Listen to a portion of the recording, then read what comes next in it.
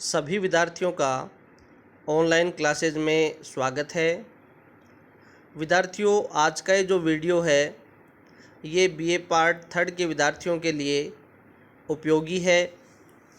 इस वीडियो में हम प्रसिद्ध पश्चिमी विचारक मैकियावेली के विभिन्न विचारों का अध्ययन करने वाले हैं, जैसे उनका सामान्य परिचय, उनकी अध्ययन पद्धतियाँ, उनकी प्रसिद्ध पुस्तकें, मानव स्वभाव के संबंध में मैकियावेली के विचार, मैकियावेली को अपने युग का शिशु क्यों कहा जाता है, मैकियावेली को आधुनिक राजनीतिक चिंतन का जनक क्यों कहा जाता है, राजा और शासक के संबंध में उनके विचार, धर्म और राजनीति पर मैकियावेली के विचार, इन सभी बिंदुओं पर आज के इस वीडियो में हम डिस्कस करने वाले हैं।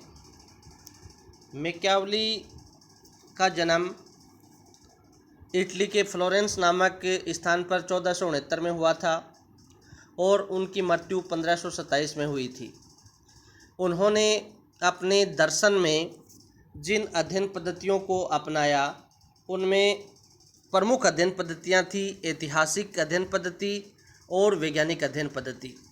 ऐतिहासिक जो अध्ययन पद्धति है उसमें जो ऐतिहासिक जो तथ्य हैं उनका सहारा लिया जाता है और वैज्ञानिक जो अध्ययन पद्धति होती है उसमें कार्य कारण संबंध स्थापित करने का प्रयास किया जाता है और इसमें पुरानी मान्यताओं, आदर्शों, नैतिकताओं आदि को कोई स्थान प्रदान नहीं किया जाता। क्या होना चाहिए के स्थान पर इसमें क्या है के ऊपर अधिक बल दिया जाता है। मैकियावेली ने अनेक प्रकार की पुस्तकों की रचना की, जिनमें द प्रिंस है, एक्ट ऑफ वार है, हिस्ट्री ऑफ फ्लोरेंस है, डिस्कोर्सेस ऑन लिवियस है। तो इन पुस्तकों की रचना मैकियावेली ने की थी। सबसे प्रसिद्ध जो मैकियावेली की रचना है वो देश है और ये जो पुस्तक है इसमें उन्होंने 1513 में इसका प्रकाशन किया और 1513 में ये पुस्तक उन्होंने लिखी और इस बुक का जो प्रकाशन है वो उनकी मृत्यु के 5 वर्ष बाद में 1532 में हुआ था। इस पुस्तक में लगभग 26 अध्याय हैं और इसके अंतर्गत मानव स्वभाव संबंधी जो विचार हैं वो 17वें अध्याय में दिए गए हैं। शासक के संबंध में जो वर्णन दिया गया है वह इस पुस्तक के 18वें अध्याय में दिया गया है। द प्रिंस जो पुस्तक है उसमें 17वें अध्याय में मैकियावेली ने मानव स्वभाव के संबंध में विचार व्यक्त किए हैं और ये बताया है कि मनुष्य जो है वो कर्तधन, झूठा, चंचल, कायर, लोभी, डरपोक और प्रथम श्रेणी का स्वार्थी होता है। तो ये मानव स्वभाव का चित्रण एक प्रकार से मैकियावेली ने किया है कि मनुष्य है वो स्वार्थी है, चंचल है, झूठा है, लोभी है, कायर है, डरपोक है, स्वार्थी है। जब तक एक व्यक्ति का स्वार्थ दूसरे व्यक्ति के साथ में जुड़ा रहता है तब तक वह व्यक्ति उसका बना रहता है और जब उसका स्वार्थ सिद्ध हो जाता है तो वो उस व्यक्ति को नज़रअंदाज कर देता है। जब तक उसका स्वार्थ बना रहता है तब तक वह, यहाँ तक कि उसने बताया है मैकियावेली ने कि अपने बच्चे, पत्नी, परिवार सब कुछ दूसरों के अधीन वो कर देता है, लेकिन स्वार्थ पूर्ण होने के पश्चात वो सभी को नकार देता है। इस प्रकार का मनुष्य का स्वभाव है जो उन्होंने प्रिंस के 17वें अध्याय में बतलाया है। राज्य के संबंध में मैकियावेली ने स्पष्ट कहा है कि राज्य वह अरस्तु के समान राज्य को प्राकृतिक या स्वाभाविक नहीं मानता और होब्स की भांति सामाजिक समझौते का परिणाम मानता है। मनुष्यों ने अपनी आवश्यकताओं की पूर्ति और सुरक्षा के लिए राज्य का निर्माण किया है। तो एक प्रकार से हम ये कह सकते हैं कि राज्य की उत्पत्ति के संबंध में मैकियावेली का जो विचार है वो अरस्तु से मेल न खाकर होब्स का जो सामाजिक समझौता है, या जो होब्स ये मानते हैं कि राज्य की उत्पत्ति सामाजिक समझौते के माध्यम से हुई है, ठीक उसी प्रकार मैकियावेली भी ये मानते हैं कि राज्य की उत्पत्ति मनुष्य ने स्वयं की है, अपनी आवश्यकताओं और की पूर्ति के लिए और सुरक्षा के लिए। कानून के संबंध में मैकियावेली ने स्पष्ट कहा है कि ईश्वरीय व दैवीय कानूनों का पूर्णतया खंडन किया जाना चाहिए और मानव निर्मित कानूनों को प्राथमिकता दी जानी चाहिए। यानी हम ये कह सकते हैं कि मैकियावेली ने जो ईश्वरीय और दैवीय कानून हैं उनका पूर्णतया विरोध किया और मनुष्य निर्मित यानी मानव निर्मित जो कानून हैं उनको प्राथमिकता दी, उनको अपनाने पर बल दिया है। संप्रभुता के संबंध में मैकियावेली ने स्पष्ट कहा है कि हम ये देखते हैं कि मैकियावेली ने बोंदा, हॉब्स और ऑस्टिन की भांति संप्रभुता की कोई सुनिश्चित परिभाषा नहीं दी है, लेकिन उसने राज्य को सर्वोच्च संस्था के रूप में स्थापित किया है, जो आगे चलकर एक प्रकार से संप्रभुता का आधार बना। यानी हम कह सकते हैं कि जो प्रसिद्ध जो संप्रभुता के संबंध में जो विचारक हैं जिन्होंने संप्रभुता का दर्शन दिया है, उनमें बोंदा है, हॉब्स है, ऑस्टिन है, तो उनकी भांति मैकियावेली ने संप्रभुता की कोई स्पष्ट व्याख्या तो नहीं की, लेकिन उसने राज्य को एक प्रकार से सर्वोच्च संस्था के रूप में चित्रित किया और यही आगे चलकर एक प्रकार से राज्य की सर्वोच्चता जो है वो आगे चलकर संप्रभुता का आधार बना। अब देखिए, राजा या शासक के संबंध में मैकियावेली के जो विचार हैं वो महत्वपूर्ण हैं। मैंने अभी आपको बताया था कि राजा और शासक के संबंध में मैकियावेली ने 1512 में पुस्तक लिखी थी, जिसका प्रकाशन 1532 में हुआ था और पुस्तक का नाम था द प्रिंस।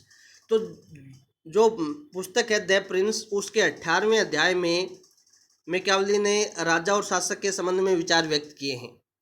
मैकियावेली ने स्पष्ट किया है, स्पष्ट तरीके से कहा है कि शासक या जो राजा है उसमें लोमड़ी और शेर दोनों के गुण होने चाहिए। दोनों के गुणों को धारण करने का उसने समर्थन किया है और वह शासक को अधिकाधिक शक्ति अर्जन करने की सलाह देता है कि शासक जो है उसमें दोनों गुण हों, लोमड़ी और शेर के। और ये लोमड़ी और शेर के गुण क्यों हो, तो इसके लिए भी उन्होंने कहा है कि शासक या राजा जो है उसको जनता को डराने के लिए शेर जैसा उसमें साहस होना चाहिए और दूसरों की बातों को जानने के लिए उसमें लोमड़ी जैसी चतुराई होनी चाहिए। और वो ये भी कहते हैं कि राजा या शासक है उसके पास में बहुत सारी शक्ति होनी चाहिए, इसलिए वो अधिकाधिक शक्ति का अर्जन करे और शक्ति को प्राप्त करने के लिए निरंतर प्रयास करे। मैकियावेली शासक को यह परामर्श देता है कि वो आवश्यकता पड़ने पर साम, दाम, दंड, भेद इन चारों नीतियों को अपनी आवश्यकता के अनुरूप अपनाए। तो इन चारों नीतियों को अपनाने का भी वो समर्थन करता है। राज्य की सुरक्षा के लिए मैकियावेली ने शासक को एक स्पष्ट आदेश दिया है कि एक राष्ट्रीय सेना का गठन किया जाना चाहिए ताकि आवश्यकता पड़ने पर उसके माध्यम से नागरिकों की रक्षा की जा सके। मैकियावेली ने शासक को स्पष्ट रूप से शक्ति और दमन का सहारा लेने की ओर संकेत किया है, क्योंकि मनुष्य का स्वभाव अच्छा नहीं है, बुरा है और बुरे स्वभाव वाले मनुष्य को नियंत्रित करने के लिए शक्ति और दमन का सहारा लेना चाहिए। तो मैकियावेली ने यह भी स्पष्ट कहा है कि मनुष्य का जो स्वभाव है, मानव का जो स्वभाव है, वो उसने एक प्रकार से घृणित बतलाया है, बुरा स्वभाव है, जिसमें मनुष्य को उसने झूठा, चंचल, कायर, लोभी, डरपोक इस प्रकार की प्रवृत्ति का बतलाया है। तो वो कहता है कि मनुष्य का स्वभाव, मनुष्य एक प्रकार से दुष्ट प्रवृत्ति का व्यक्ति है और इस दुष्ट प्रकार का जो व्यक्ति है उसको नियंत्रित करने के लिए हम अच्छे साधन नहीं अपना सकते। उसको नियंत्रित करने के लिए हमें उसके साथ वैसा ही बर्ताव करना चाहिए। इसलिए वो मनुष्य को नियंत्रित करने के लिए शासक को शक्ति और दमन का सहारा लेने के लिए परामर्श देता है और शासक को निरंतर भय मुक्त वातावरण बनाए रखने का समर्थन करता है कि जनता में किसी भी प्रकार का भय है वो पैदा न किया जाए। मैकियावेली ने शासन प्रणालियों का स्पष्ट वर्गीकरण किया है। एक प्रकार से अरस्तु ने जो राज्यों और संविधानों का वर्गीकरण किया था, ठीक उसी प्रकार मैकियावेली ने सर्वश्रेष्ठ शासन प्रणाली गणतंत्रात्मक शासन प्रणाली को मानता है। लेकिन मैकियावेली ये मानता है कि गणतंत्रात्मक शासन प्रणाली है वो सभी परिस्थितियों में नहीं अपनाई जा सकती, इसलिए अंत में वो राजतंत्रात्मक शासन प्रणाली है उसको श्रेष्ठ मानता है और उसको स्वीकारने की का वो परामर्श देता है। तो मैकियावेली के अनुसार सर्वश्रेष्ठ शासन प्रणाली कौन सी है? तो हम ये कह सकते हैं कि समर्थन तो उसने गणतंत्रात्मक शासन प्रणाली का किया है, लेकिन व्यवहार में इसको हम अपना नहीं सकते, इसलिए आगे चलकर वो राजतंत्रात्मक जो शासन प्रणाली है उसको अपनाए जाने का समर्थन करते हैं और उसको एक प्रकार से सर्वश्रेष्ठ शासन प्रणाली के रूप में स्वीकार करते हैं। अरस्तु की भांति उन्होंने भी शासन प्रणालियों का वर्गीकरण किया और शासन के 3 तो शुद्ध रूप बतलाए और 3 विकृत रूप। 3 शुद्ध रूपों में राजतंत्र है, कुलीन तंत्र है, वैद्य प्रजातंत्र है। इसी प्रकार 3 विकृत रूप बतलाए जिनमें तानाशाही, वर्गीय तंत्र या धनिक तंत्र, प्रजातंत्र। तो इस प्रकार से मैकियावेली ने 3 तो शुद्ध रूप बतलाए शासन प्रणालियों के और 3 ही विकृत रूप बतलाए और सर्वश्रेष्ठ शासन प्रणाली के रूप में राजतंत्र को स्वीकारा है। अब देखिए, सबसे महत्वपूर्ण जो टॉपिक या जो बिंदु है मैकियावेली का वो ये है कि मैकियावेली को कौन से ऐसे कारण हैं जिनके आधार पर मैकियावेली को आधुनिक राजनीतिक चिंतन का जनक कहा जाता है। विभिन्न विद्वानों ने मैकियावेली को अलग अलग तरीके से, जैसे कैटलिन जो है उन्होंने मैकियावेली को प्रथम आधुनिक राजनीतिक चिंतन कहा है। मैक्सी जो हैं उन्होंने मैकियावेली को प्रथम आधुनिक राजनीतिक चिंतन का पिता कहा है। गेटेल जो हैं उन्होंने मैकियावेली को प्रथम राजनीतिक दर्शन का जनक कहकर पुकारा है। यानी विभिन्न विद्वानों ने अलग अलग तरीके से मैकियावेली को आधुनिक राजनीतिक चिंतन का जनक, पिता कहकर पुकारा है। अब देखिए, आधुनिक राजनीतिक चिंतन का जनक कहने का जो पहला जो मुख्य कारण है वो एक तो ये है कि उसने मध्ययुगीन जो विचारधारा थी उसके ऊपर प्रहार किया। मध्य युग का जो चिंतन या जो दर्शन था उसके ऊपर एक प्रकार से दैवीय कानूनों और पोप की सत्ता और सामंती जो व्यवस्था है उसका बोलबाला था। तो मैकियावेली पहला विचारक है जिसने मध्ययुगीन विचारधारा पर प्रहार किया। दैवीय कानूनों, पोप की सत्ता, सामंती जो व्यवस्था थी, इन तीनों का खंडन किया। मैकियावेली ने ऐतिहासिक और वैज्ञानिक अध्ययन पद्धति का अनुसरण किया और अपने विचारों में आदर्शों, नैतिकताओं, मूल्यों, आदर्शों, इनको किसी प्रकार का कोई स्थान प्रदान नहीं किया। तो आधुनिक राजनीतिक चिंतन का जनक कहे जाने का जो पहला जो कारण है वो तो ये है कि मैकियावेली ने मध्ययुगीन जो विचारधारा है, यानी जो पोप की सत्ता, दैवीय कानून और जो सामंती व्यवस्था थी उनके ऊपर कठोर प्रहार किए। और दूसरी सबसे महत्वपूर्ण जो बात है वो ये है कि ऐतिहासिक और वैज्ञानिक अध्ययन पद्धतियों का उन्होंने अपने दर्शन में अनुसरण किया। अगला जो सबसे महत्वपूर्ण कारण है वो ये है कि मैक्सी के अनुसार राजनीति के सैद्धांतिक स्वरूप को वैज्ञानिक आधार देने का प्रयास तो अरस्तु ने किया था, लेकिन राजनीति के व्यवहारिक स्वरूप को वैज्ञानिक आधार देने का जो प्रयास है वो मैकियावेली में हम ये कह सकते हैं कि राजनीति का जो सैद्धांतिक पक्ष है उसको तो वैज्ञानिक स्वरूप प्रदान करने का जो कार्य है वो अरस्तु ने किया था, लेकिन राजनीति का जो व्यवहारिक पक्ष जो होता है उसको वैज्ञानिक आधार देने का जो कार्य है वो मैकियावेली ने किया। इसलिए मैकियावेली को प्रथम राजनीतिक वैज्ञानिक के रूप में और आधुनिक राजनीतिक चिंतन के जनक के रूप में स्वीकार किया जाता है। अगली जो मैकियावेली की जो सबसे महत्वपूर्ण जो बात है वो ये है कि मैकियावेली पहला विचारक है जिसने धर्म और नैतिकता को राजनीति से पृथक किया, अलग अलग किया। मैकियावेली प्रथम विचारक है जिसने स्पष्ट शब्दों में इस बात को कहा कि धर्म व नैतिकता का राजनीति से कोई संबंध नहीं है। इनको राजनीति से धर्म व नैतिकता को पूर्णतया पृथक और अलग रखा जाना चाहिए। तो स्पष्ट शब्दों में मैकियावेली ने कहा कि राजनीति में धर्म, नैतिकता, मूल्यों, इनका कोई स्थान नहीं है और इनको राजनीति से पूर्णतः अलग किया जाना चाहिए। मैकियावेली पहला विचारक है जिसने एक प्रकार से राष्ट्रीय राज्य का समर्थन किया है। मैकियावेली के विचारों में हमें संप्रभुता संबंधी विचार दिखलाई पड़ते हैं। मैकियावेली ने को सर्वोच्चता प्रदान की थी और वो ही राज्य की सर्वोच्चता जो है वो आगे चलकर एक प्रकार से संप्रभुता का आधार बनी। तो संप्रभुता संबंधी जो विचार हैं उनके कारण भी उनको आधुनिक राजनीतिक चिंतन का जनक कहा जाता है। कुछ ऐसे बिंदु थे जिनको हमने डिस्कस किया है। इन बिंदुओं के आधार पर मैकियावेली को आधुनिक राजनीतिक चिंतन का पिता हम कह सकते हैं। अब एक और दूसरा बिंदु है कि मैकियावेली को अपने युग का शिशु क्यों कहा जाता है। कौन से ऐसे कारण हैं जिनके आधार पर मैकियावेली को अपने युग का शिशु कहा जाता है। तो प्रसिद्ध विचारक हैं डनिंग, और डनिंग ने मैकियावेली को अपने युग की संज्ञा दी है, अपने युग के शिशु की संज्ञा दी है। विलियम जोन्स जो है उन्होंने भी मैकियावेली को पुनर्जागरण और फ्लोरेंस का शिशु कहा है। पुनर्जागरण आंदोलन में मैकियावेली के जन्म का जो समय था वो पुनर्जागरण का काल था, और इस काल में लोगों ने पोप की सत्ता को चुनौती देना प्रारंभ कर दिया था। इन सब का मैकियावेली पर गहन प्रभाव पड़ा और उसने भी पुनर्जागरण से प्रभावित होकर मध्ययुगीन विचारधाराओं पर प्रहार किया, जैसे ईश्वरीय और दैवीय कानूनों का विरोध करना, पोप की सत्ता का खंडन करना, सामंती व्यवस्था का विरोध करना आदि जो बिंदु थे।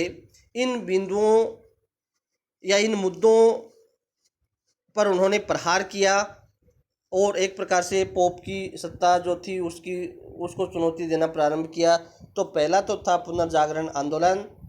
दूसरा जो सबसे महत्वपूर्ण जो बिंदु है वो है निरंकुश और शक्तिशाली राजतंत्रों की स्थापना। यानी मैकियावेली के समय में यूरोप के जो अधिकांश राज्य थे उनमें शक्तिशाली राजतंत्रों की स्थापना की जा चुकी थी, जैसे हेनरी सप्तम है, लुई 12वां है। उनसे प्रभावित होकर मैकियावेली ने भी इटली के लिए एक शक्तिशाली राजतंत्र की स्थापना किए जाने का समर्थन किया।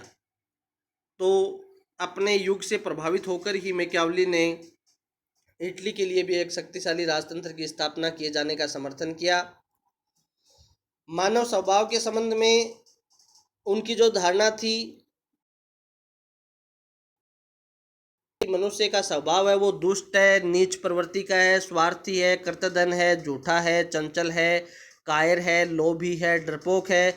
और इसी विचार को आगे चलकर मैकियावेली ने मानव स्वभाव का चित्रण किया। यानी मैकियावेली ने अपने समय में, अपने युग में देखा, आगे चलकर अपने विचारों में उसी मनुष्य के स्वभाव का चित्रण उसने किया है।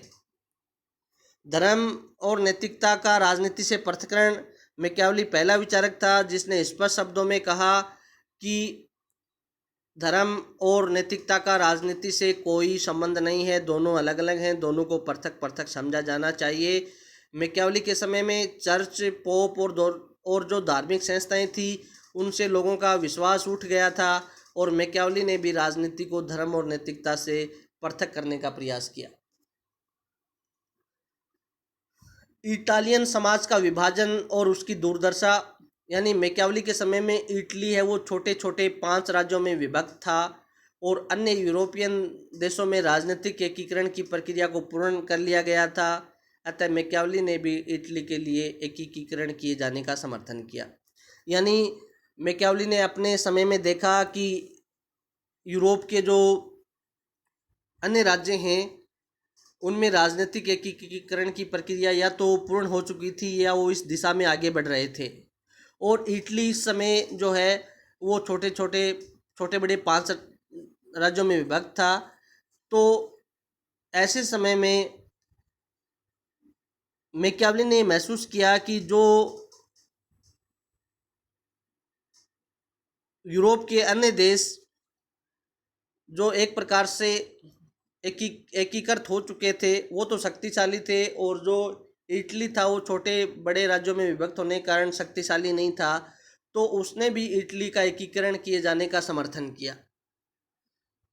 तो आज की इस वीडियो में हमने मैकियावेली का सामान्य परिचय, उनकी अध्ययन पद्धतियाँ, उनकी प्रसिद्ध रचनाएं, शासन प्रणालियों पर उनके विचार, मानव स्वभाव के संबंध में उनके विचार, धर्म और नैतिकता, राजनीति के ऊपर उनके विचार, विभिन्न प्रकार की शासन प्रणालियों पर उनके विचार, मैकियावेली को आधुनिक राजनीतिक चिंतन का जनक क्यों कहा जाता है इस संबंध में, और मैकियावेली को अपने युग का शिशु क्यों कहा जाता है इस संबंध में विभिन्न प्रकार के जो मैकियावेली के विचार थे, उन विचारों को आज के इस वीडियो में हमने डिस्कस किया है। आगे के जो वीडियो हैं वो इसी क्रम में जारी रहेंगे। धन्यवाद।